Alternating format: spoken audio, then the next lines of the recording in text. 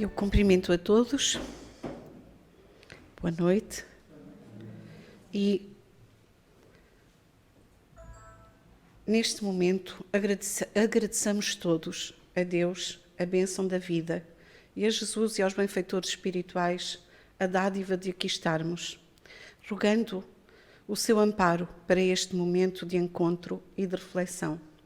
Então nós pretendemos hoje analisar estes casos reais, dor e cura e a luz, buscando o alicerce nos ensinamentos de Jesus e nos esclarecimentos trazidos pelos espíritos superiores, de modo a podermos consolidar ou renovar o entendimento de realidade que nós temos. Estes dois casos que vão aqui ser abordados constam do livro Viver entre dois mundos, recortes da vida de uma médium, que relata parte da vida da nossa querida irmã Leonor, entregue à mediunidade do amor, com todos os que a ela estão ligados nos dois planos da vida. Nós dizemos casos reais porque não são imaginados ou inventados pela capacidade criativa do ser humano. Portanto, são casos reais porque são acontecimentos e situações que envolveram pessoas num determinado local, em determinada data, que puderam ser vistos, ouvidos e sentidos. Aconteceram e ficaram registados.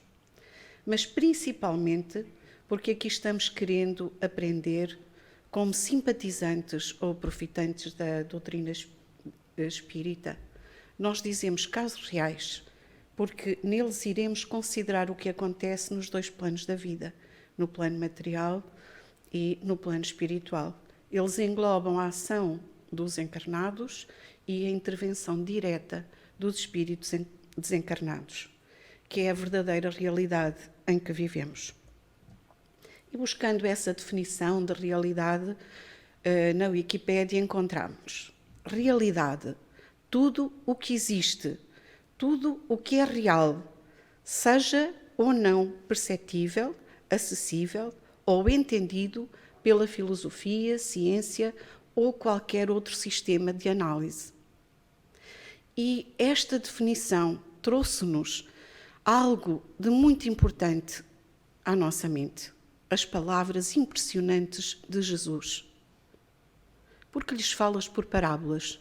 E ele responde: porque eles vendo não veem, e ouvindo não ouvem, nem compreendem.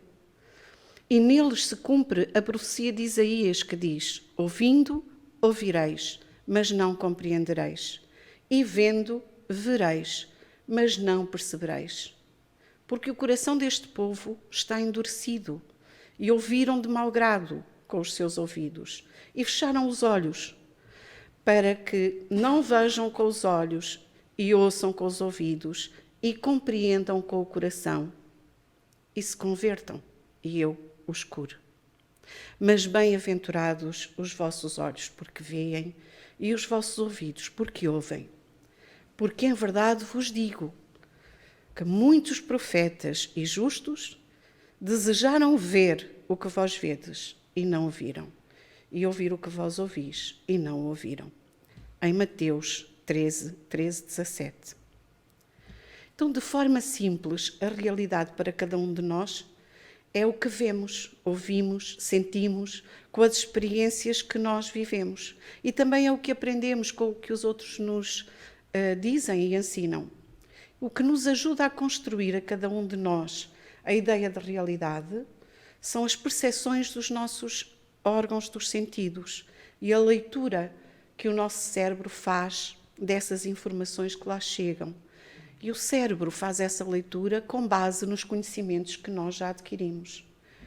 E nós podemos facilmente concluir que cada um de nós tem a sua realidade. E que o entendimento da realidade é condicionado, por um lado, pela acuidade dos órgãos dos sentidos, porque muitos de nós sabemos que só vemos e ouvimos aquilo que sabemos ver e aquilo que sabemos ouvir. O que não sabemos, não conseguimos. Também pela capacidade que o cérebro tem de descodificar o que lá chega. E a neurociência diz-nos que ao nosso cérebro chegam 400 bilhões de informações por segundo. E o nosso cérebro só lê 2000. Além disso, o nível de conhecimentos que temos também condiciona a realidade que nós apercebemos. E nós sabemos que cada um está no seu patamar evolutivo. Portanto, o nosso entendimento sobre a realidade em que vivemos é muito limitado. Há muito para descobrir e aprender. E perceber isto na nossa vida é abrir as portas para o crescimento, o progresso, o aperfeiçoamento para cada um de nós e para a humanidade. Mas voltando às palavras de Jesus, há 2000 anos. Jesus refere claramente os órgãos dos sentidos, não é verdade? Porque eles são as portas que o corpo tem para o espírito poder percepcionar o mundo em que vive, a realidade em que se movimenta. E ele diz que todos funcionam, mas aponta as dificuldades que o espírito tem para usar em plenitude os órgãos.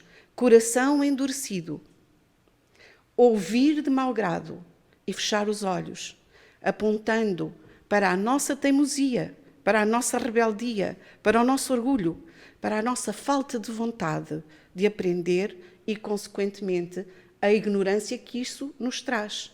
E todos nós dizemos de uma forma muito simples: quem não sabe é como quem não vê, não é assim? Portanto, Jesus refere o estado evolutivo ainda atrasado, enquanto espíritos. Mas percebemos mais nas palavras dele, é que quando nós quisermos, quando nós estivermos preparados, e nós costumamos dizer, caímos em nós, não é? Ou despertei para a realidade, ou quando abri os olhos. E Jesus disse, quando isto acontecer, nós, com aquilo que ele nos ensinou e ensina, iremos converter-nos e curar-nos. E o que é curioso é quando fui procurar o que significava a palavra converter, o que é que encontrei? Voltar daquilo que é contrário à nossa natureza para aquilo que nos é próprio. Isto é, voltar para nós próprios, encontrar em nós a natureza que nos é própria. Então, ontem, como hoje, nós continuamos nesta situação descrita por Jesus no que respeita ao entendimento da dimensão espiritual e do que a existência desta dimensão representa na vida de todos os seres e a importância que ela tem para nós alargarmos o nosso conhecimento. Jesus utiliza uma palavra. Quando diz convertei-vos, a palavra que Jesus utiliza é metanoaet. Meta quer dizer ir para além, noaet, pensamento, inteligência. Então, quando Jesus diz convertei-vos, o que Jesus está a dizer é ide para além do vosso pensamento habitual, ide para além da vossa forma de pensar e de julgar, ide para além daquilo a que estáis apegados e para além dos nossos equívocos. O que é preciso então fazer? Abrir os nossos olhos. Ouvir de bom grado aquilo que tantas vezes nos é dito e preparar o nosso coração para a compreensão, a conversão e a cura. Mas tal como o cego de Jericó, nós percebemos de querer a conversão e saber a cura que precisamos. Então, mais cientes de que há muita coisa real que nós ainda não percepcionamos, nós lembramos, antes de abordar os casos, alguns ensinos preciosos dos espíritos superiores que Allan Kardec, o nosso digníssimo codificador, a quem agradecemos, nos deixou organizados nos livros da codificação. Lembrando, nós somos espíritos, agora encarnados, mas os espíritos são os seres inteligentes do universo. São criados por Deus. São seres incorpóreos, não têm corpo, mas feitos de alguma matéria, porque existem. Só que é diferente de tudo aquilo que nós entendemos como matéria. Eles constituem um mundo que nós não vemos, o das inteligências incorpóreas, que pré-existe e sobrevive a tudo, porque os espíritos são imortais. Então, estes dois planos da vida em que nós vivemos são independentes, mas estão em correlação contínua e incessante. Eles reagem um sobre o outro. Estou a citar o Livro dos Espíritos, alguns de nós já o conhecemos. Então, nós temos que ter esta consciência. Os espíritos estão por toda a parte, povoam os espaços sem fim até o infinito. Estão constantemente ao nosso lado, atuam sobre nós sem que nos apercebamos, pois são uma das forças da natureza. Os instrumentos de que Deus se serve para o cumprimento dos seus desígnios. Vêem tudo o que fazemos, pois constantemente nos rodeiam. Cada um, porém, só vê aquilo a que dá atenção, aquilo com que sintoniza. Não se ocupam com aquilo que não lhes interessa. Nem atos, nem pensamentos nós podemos dissimular aos espíritos. Quando às vezes nos julgamos muito ocultos, é comum termos ao nosso lado uma multidão de espíritos que nos observam.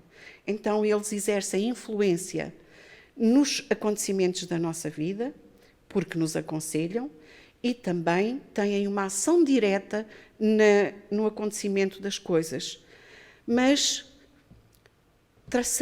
tragamos uma coisa para o nosso ser. Eles nunca atuam fora das leis da natureza, fora das leis de Deus. E leio-vos o primeiro testemunho que trouxe para hoje. Foram muitas as ocorrências que vivenciei ao longo do tempo, situações de grande gravidade que percebi resolvidas e esclarecidas, demonstrando a interferência dos espíritos no mundo físico, na vida das pessoas, na minha e na de terceiros que acompanhei de perto. De todas elas, escolho para relatar a cura de uma doença física, o desaparecimento súbito de todos os sintomas de dor por ela provocados em abril de 2011. Em finais de novembro de 2010, comecei a sentir dores intensas nos pés. Dores de intensidade tal que, num grau de 0 a 10, eu classificaria de 10. Terríveis. Quando as dores surgiram, segui os caminhos médicos possíveis para as debelar. Percorri todos os caminhos, mas não era diagnosticada a doença e nenhum medicamento me aliviava a dor. Apenas em fevereiro de 2011 foi diagnosticado, após radiografia, aos 2 pés, esporões do calcânio, 4 esporões do calcânio. Ali estavam 2 esporões em cada pé, sob o calcanhar, cada um virado para o seu lado, de ponta em riste, provocando a inflamação da fáscia plantar. E assim, dores indescritíveis que quase me impediam a deslocação e o sono, mesmo com medicação intensiva. A cura médica passava por intervenção cirúrgica, mas devia ser entendida como solução provisória, pois os esporões voltariam a crescer. Foram meses de muito sofrimento, agravado com a falta de descanso, uma vez que a dor física não permitia que dormisse, nem com medicação. Sabendo eu que acontecem curas espirituais para problemas de toda a natureza, física ou espiritual, tendo eu mesmo já usufruído de tratamentos espirituais com amplos benefícios psicológicos e emocionais, porém, nunca ousei pedir ajuda para estas dores, nem nas minhas preces, nem no centro espírita. Algo me impedia de o fazer, me bloqueava a consciência, me retirava a lucidez para pedir a ajuda de que necessitava, como se não me sentisse merecedor de receber tal ajuda. Numa sessão de quarta-feira, estava eu sentado no salão, aflitíssimo com dores, como sempre, apesar dos medicamentos, quando de repente, pela primeira vez, em cerca de meio ano, a dor desapareceu. A sessão decorria normalmente.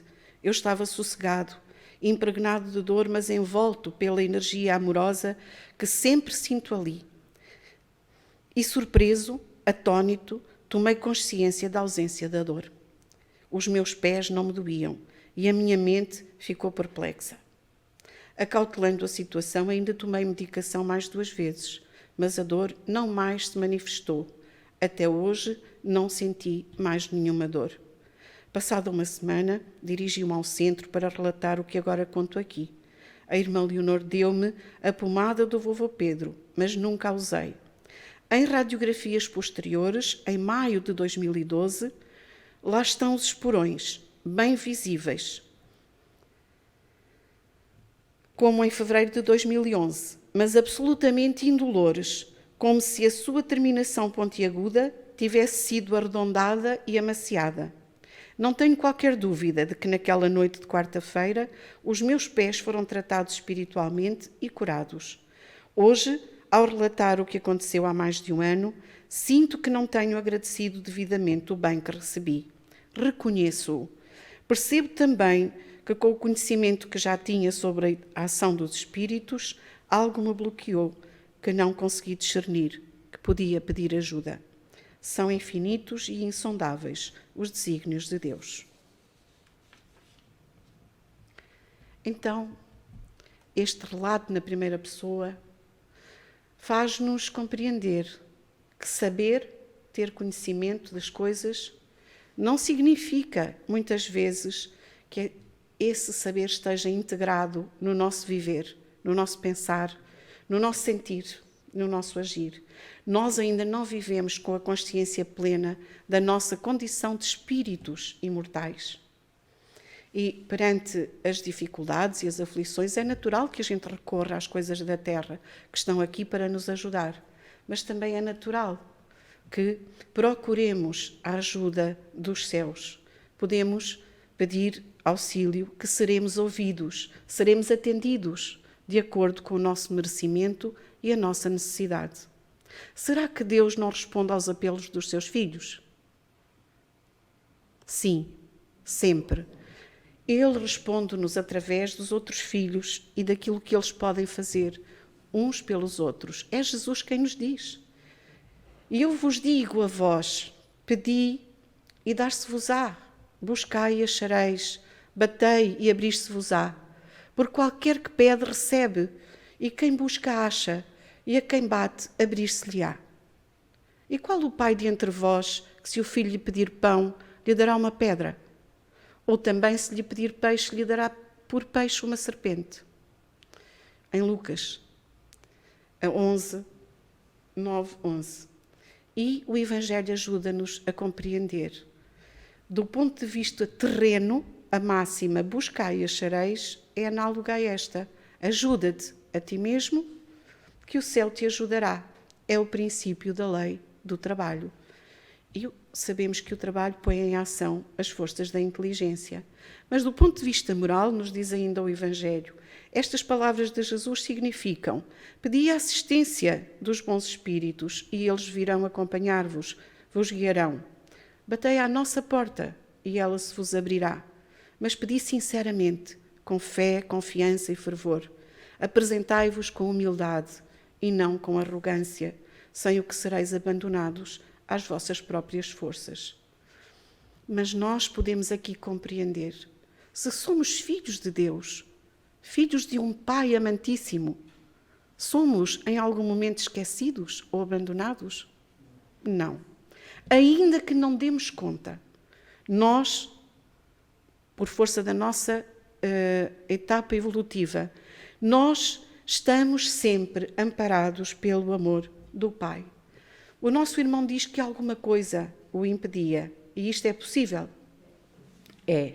A influência pode existir, e nós agora podemos perceber isso. Se os espíritos estão sempre ao nosso lado, então eles podem desviar-nos a atenção, podem influenciar o nosso pensamento, podem criar entraves de vária ordem.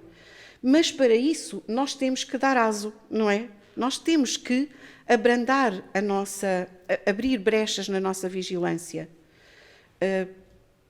Ou o problema que nós estamos a viver também pode ser necessário à nossa evolução e ele tem que ocorrer. Nós sabemos que algumas dores nos invadem por inteiro e nós ficamos focados naquele sofrimento e muitas vezes desesperados, revoltados, impacientes, fragilizados, enfraquecidos. E isto vai tornar-nos um ímã que sintoniza energeticamente com energias semelhantes. No Livro dos Espíritos, questão 459, os espíritos influem nos nossos pensamentos e nos nossos atos mais do que imaginamos. Influem a tal ponto que, de ordinário, são eles que nos dirigem. E nós, muitas vezes, imaginamos erradamente que a ação dos espíritos é milagrosa e vem com acontecimentos assim fora do comum. E aqui, na questão 525, os espíritos nos dizem, atuam subtilmente sobre o nosso pensamento e não damos conta da sua intervenção constante na nossa vida e no mundo. E sabemos que, tal como nós aqui, há espíritos levianos e zombeteiros que podem criar-nos embaraços. Estou a citar o livro dos espíritos. Eles comprazem-se em causar-nos aborrecimentos que representam para nós provas a exercitar a nossa paciência. Não seria justo, dizem eles, imputar-lhes todas as decepções que experimentamos e de que somos sempre os principais culpados. Então, eles provocam estas contrariedades muitas vezes por animosidade pessoal, porque são inimigos que granjeamos nesta ou noutra existência, ou então por pura malícia. Convém lembrarmos aquelas palavras de Jesus, vigiai e orai, para não cairmos em tentação. De facto, estamos ainda neste mundo, ainda muito, atraindo muito aqueles que nos perturbam e muito necessitados do perdão daqueles que estão à nossa volta. E eis que o nosso irmão aqui chegado, porque nós temos, não esqueçamos, o nosso anjo protetor, os nossos espíritos amigos e familiares que intercedem por nós, que nos amparam e que vão conseguindo com certeza ajuda para nós. Quando ele sentiu aquele impacto, a dor terminou. Isto é possível? É. Os espíritos podem afastar os males. De todo não, porque há males que estão nos decretos da providência. E convém que nós nos lembremos, nem tudo aquilo que nós dizemos que é um mal, o é. Para nós parece, mas de facto, aquilo que muitas vezes consideramos um mal, daí sairá um bem maior. Então, buscando auxílio no livro A Gênese, nós vamos compreender como atuam os espíritos. A matéria põe algum obstáculo aos espíritos? Nenhum. A matéria não opõe obstáculo nenhum aos espíritos. Eles passam através de tudo, do ar, da terra, das águas, até mesmo do fogo. Os espíritos atuam sobre os fluidos espirituais, empregando as mãos? Nós empregamos as mãos. Os espíritos utilizam o pensamento e a vontade. Eles são as ferramentas dos espíritos. Para agir sobre a matéria, eles precisam de ter ainda o fluido animalizado do médium ou daqueles que estão junto. E pelo pensamento, eles agem sobre os fluidos. Imprimem-lhes direção, aglomeram-nos, combinam-nos, dispersam-nos, organizam-nos e funcionam como se fossem verdadeiros cientistas. Lembremos que o fluido universal é o elemento constitutivo do nosso corpo carnal e do nosso perispírito, que esse fluido, condensado no perispírito, pode dar ao corpo elementos regeneradores. O espírito, quer encarnado, quer desencarnado, é um agente que pode infiltrar no corpo deteriorado uma parte da substância do seu envoltório fluídico. Portanto, a cura eles a operam mudando uma molécula malsã por uma molécula sã. Cito a Gênese. O poder curativo está na razão direta da pureza da substância que eles inoculam. Quanto mais elevado, mais amoroso, mais sábio o espírito, com certeza, melhor, mais amoroso principalmente, melhor a substância. Depende também da energia da sua vontade e do nosso merecimento. Então, a ação magnética que aqui foi exercida pelo fluido dos espíritos atuou diretamente e sem intermediário sobre o encarnado, seja para o curar, seja para acalmar um sofrimento. E quantas vezes nós aqui sentimos isso? Sempre que entramos, mas preferencialmente na hora do passe, nós sentimos esse envolvimento. E é este magnetismo espiritual cuja qualidade está na razão direta das qualidades do espírito. Concluindo este caso, nós devemos, e usando informações que nos foram dadas pelo Espírito São Luís, possamos relembrar: a matéria não constitui obstáculo nenhum para os espíritos, eles em tudo penetram. Ele diz-nos: não podeis compreender a natureza dos espíritos, nem a maneira por que atuam, senão mediante comparações que de uma e outra coisa apenas vos dão ideia incompleta. E errareis sempre que quiserdes assimilar aos vossos os processos que eles usam. Estes necessariamente hão de corresponder à organização que lhes é própria. Então compreendamos que os bons espíritos fazem tudo o que lhes é possível e se sentem ditosos com as nossas alegrias, afligem-se com os nossos males também, quando não os sabemos suportar com a devida resignação. Habituemo-nos a ver nos males algo de que nascerá um bem. E o segundo caso tem por título a luz. Quem os intitulou foi a pessoa que testemunhou.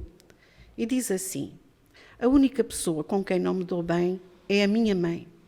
Desde sempre. Fazemos faísca muitas vezes e naquela sexta-feira tivemos uma grande discussão. Fui para casa, pois era dia de ir ao tratamento de fluidoterapia e já tinha tomado banho quando o telefone tocou. Era a minha mãe que continuava a discutir comigo, agora por causa de uma romance. Se estava perturbada com o que se passara antes, mais fiquei naquele momento.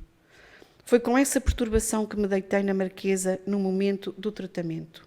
Estava numa marquesa da extremidade da fila e percebi que a irmã Leonor ia começar pelo lado oposto. Quando me deitei, comecei a orar com toda a intensidade do meu coração. Visualizei uma luz vinda do céu, como que um foco em direção ao meu coração, e pensei nitidamente. Via como se o meu coração estivesse a ser cortado ao meio. Fosse aberto para os lados e irrigado profusamente por aquela luz. Ao mesmo tempo, eu pedia que dentro do meu coração e dentro daquela luz se integrasse a minha mãe, que a luz nos envolvesse a mim e a ela. Pedia com toda a veemência da minha alma. Dando conta que já devia ter passado algum tempo, abri os olhos e vi que a irmã Leonor vinha na minha direção.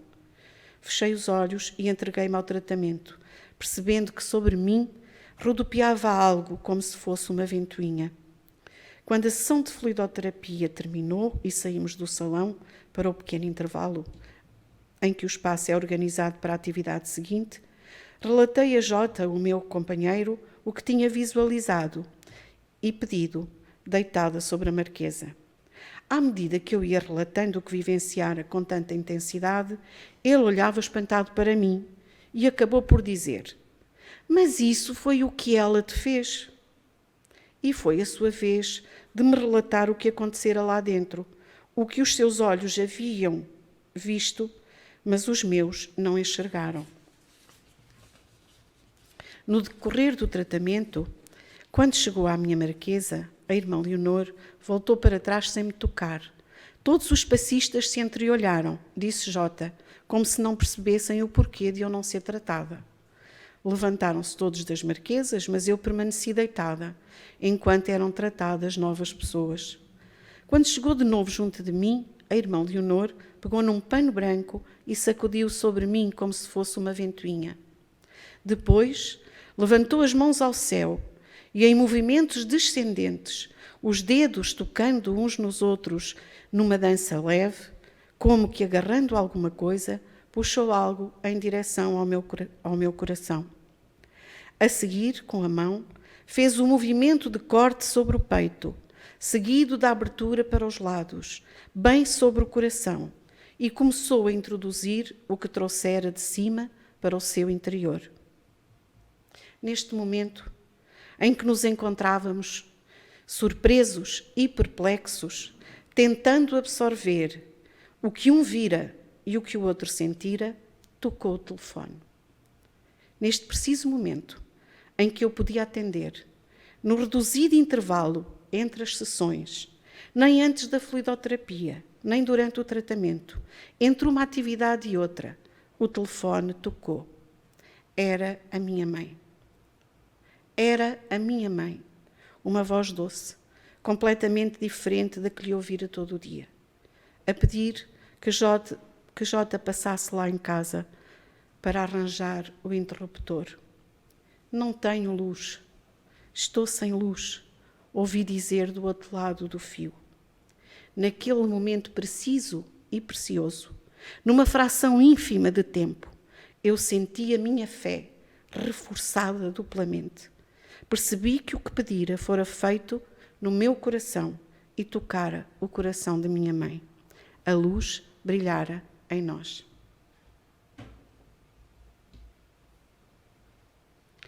Então, este é um relato. Hoje de manhã, quando relia a palestra, lendo o relato, as lágrimas ainda banharam os meus olhos.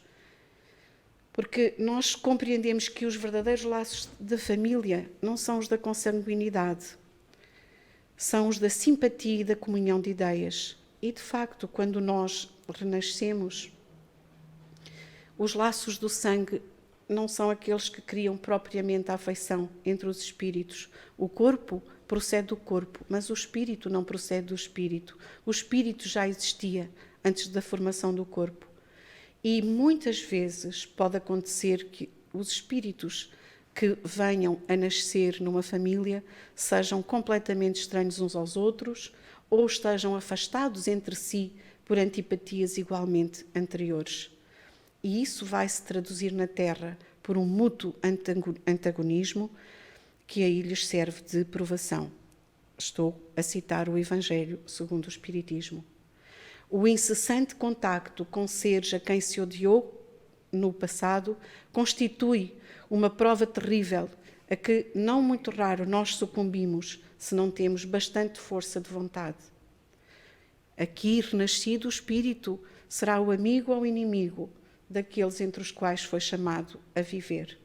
Portanto, não nos esqueçamos que nós somos ainda neste mundo devedores uns dos outros, ligados pelos feitos do passado e responsáveis pelo pagamento das dívidas contraídas.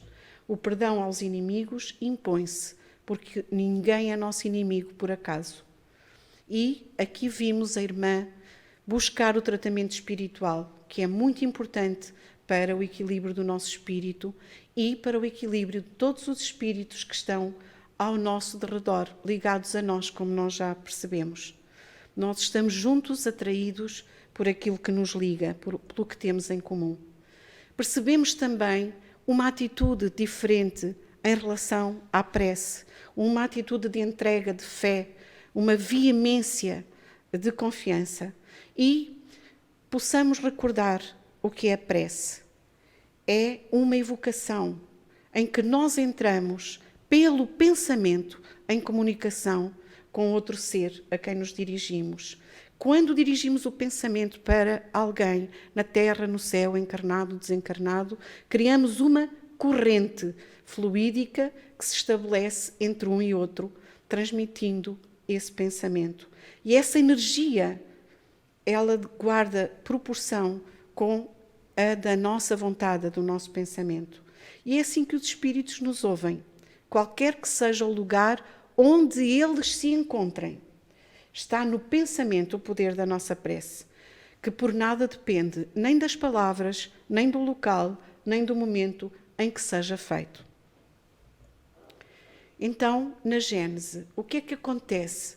Os fluidos são o veículo que transporta o pensamento, não é assim? O pensamento atua sobre os fluidos e nós devemos compreender que estamos sempre imersos num conjunto imenso de raios e ondas e pensamentos que não conseguimos perceber, mas que nos influem. Mas há aqui uma coisa muito interessante neste tratamento. O pensamento cria imagens fluídicas que se refletem no nosso envoltório perispirítico, como num espelho. Portanto, o nosso pensamento é como se criasse corpo e as imagens ficassem refletidas no nosso perispírito. Desse modo, é que os mais secretos movimentos da nossa alma repercutem no nosso envoltório e uma alma pode ler na outra aquilo que não é perceptível aos olhos do corpo. Então, o pensamento do encarnado, ele atua nos fluidos espirituais como dos desencarnados e transmite de espírito a espírito pelas mesmas vias. Como o perispírito é uma parte integrante do nosso ser, ele recebe de modo direto e permanente a impressão dos pensamentos, sejam eles positivos, sejam eles negativos. Claro que aqui nós percebemos que eles foram positivos. O nosso perispírito, ele é de natureza idêntica, sabemos que ele é semimaterial, é de natureza idêntica à dos fluidos espirituais. Então ele assimila os fluidos com a facilidade com que uma esponja embebe um líquido. São palavras escritas por Allan Kardec na Gênese. Ele absorve. Quanto mais nós conseguirmos expandir e irradiar o nosso perispírito, tanto mais essa absorção é feita. E atuando os fluidos espirituais sobre o nosso perispírito, como ele está ligado ao nosso corpo físico, célula a célula, molécula a molécula, diz Allan Kardec na Gênese, os eflúvios espirituais vão agir sobre o nosso corpo físico. Se são de boa natureza, naturalmente, que efetuam o tratamento positivo, a cura. Diz-nos ainda Allan Kardec que os efeitos da ação fluídica não são iguais em todos. Algumas vezes o tratamento é lento, outras vezes é rápido, como uma corrente elétrica, tal como nós vimos no caso anterior. E o princípio é sempre o mesmo. O espírito com a sua vontade de curar e o fluido a desempenhar o papel de agente terapêutico, o fluido que eles podem manipular. Aqui, neste caso, os fluidos que os espíritos derramaram sobre o magnetizador serviram de veículo para este derramamento. É um magnetismo misto. Então, quase a concluir, somos todos, uns e outros, operários de Deus, em constante ação e interação. Todos ligados, mergulhados no mesmo fluido cósmico, onde viajam os nossos pensamentos e vibram os nossos sentimentos. Perante a nossa surdez e cegueira, os espíritos agem no sentido de nos informarem, de nos educarem, a sensibilidade. E vejamos neste caso um conjunto de situações ocorridas e que não são fruto do acaso. Não há acasos sincronizados desta forma, tão inteligente e concludente. O amigo desta irmã não sabia o teor da oração. E a pessoa tratada não viu a intervenção. Quando falaram, perceberam que o tratamento feito coincidiu integralmente com o teor da oração. E tinha sido observada, e foi, eu estava lá e observei. Houve um compasso de espera que, de certo modo, permitiu o desenvolvimento da prece e juntou a mãe ao processo de tratamento. E o telefonema que a mãe faz confirma isso mesmo, que ela foi englobada no tratamento e que foi, naquele momento, influenciada a telefonar, naquele preciso momento, para dar a conhecer isso mesmo. E a referência à luz também dá que pensar, não é? Falhar à luz elétrica. Mas é só essa luz que nos falha, às vezes? Falha-nos também muito a luz que nós precisamos para que o nosso espírito caminhe sem quedas e sem tropeções. Falta-nos o conhecimento e o entendimento.